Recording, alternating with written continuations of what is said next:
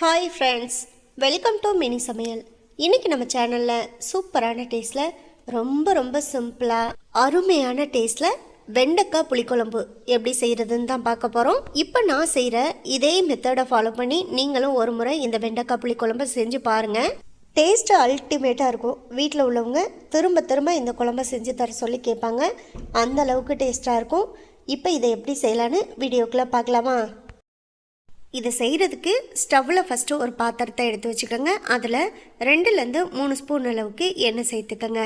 எண்ணெய் கொஞ்சம் சூடானதுமே medium flame to low ஃப்ளேமில் வச்சுட்டு வெண்டைக்காயை இதில் சேர்த்து நல்லா வதக்கி விட்டுக்கோங்க.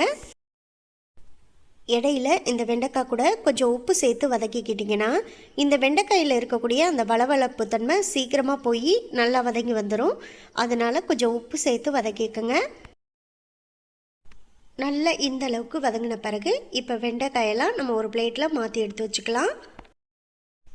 அடுத்ததான் வெண்டைக்காயை வதக்கினா அந்த எண்ணெயை வேஸ்ட் பண்ண வேணாம். அது கூடவே கூட ஒரு ஸ்பூன் அளவுக்கு எண்ணெய் சேர்த்துட்டு 1/2 ஸ்பூன் வெந்தயம், 1/2 ஸ்பூன் சோம்பு, இது ரெண்டத்தையும் சேர்த்து நல்லா பொரிய விட்டுருங்க.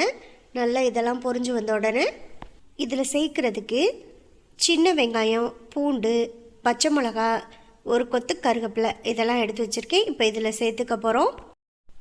ஃபஸ்ட்டு இது கூட இப்போ சின்ன வெங்காயம் சேர்த்துக்கலாம். சின்ன வெங்காயத்தை தோல் உரிச்சிட்டு முழுசாக அப்படியே சேர்த்துக்கோங்க.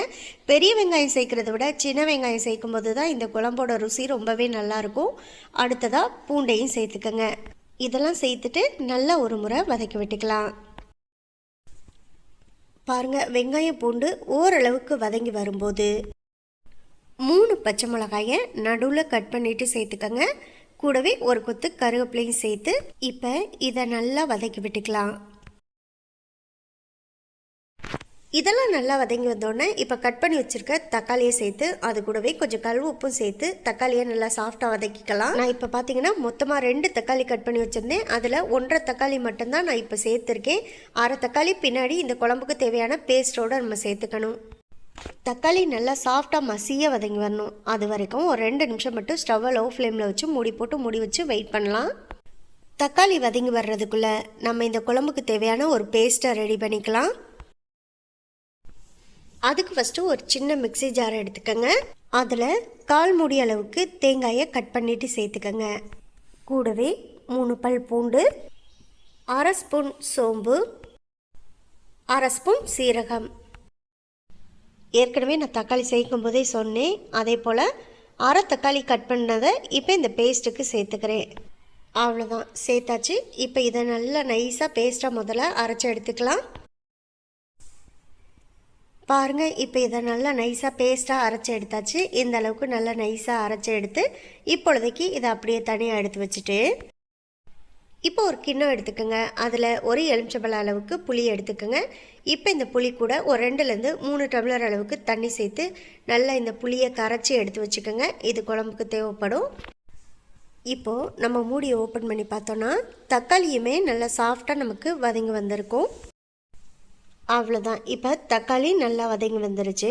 இதுக்கப்புறமா இதில் மசாலாலாம் சேர்த்துக்கலாம். 1/2 ஸ்பூன் தனி மிளகாய் தூள், 3 ஸ்பூன் மல்லித்தூள். மிளகாய்த்தூள் எத்தனை ஸ்பூன் சேர்க்குறோமோ அதே டபுள் மடங்காக மல்லித்தூள் சேர்த்துக்கணும். நான் இப்போ 1/2 ஸ்பூன் அளவுக்கு தனி மிளகாய்த்தூள் சேர்த்ததுனால 3 ஸ்பூன் மல்லித்தூள் சேர்த்துருக்கேன். கூடவே கொஞ்சம் மஞ்சத்தூளும் சேர்த்துட்டு இப்போ இந்த மசாலாவோட பச்சை வாசனை போகிற அளவுக்கு நல்லா ஒரு 2 நிமிஷத்துக்கிட்ட ஸ்டவ்வை லோ ஃப்ளேமில் வச்சுட்டு நம்ம கலந்து விட்டுக்கலாம்.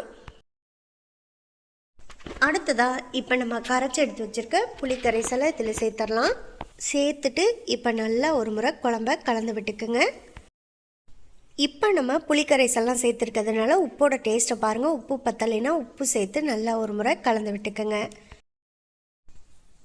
இப்போ குழம்பு நல்லா கொதிக்கட்டும். அது வரைக்கும் நம்ம மூடி வச்சு வெயிட் பண்ணலாம்.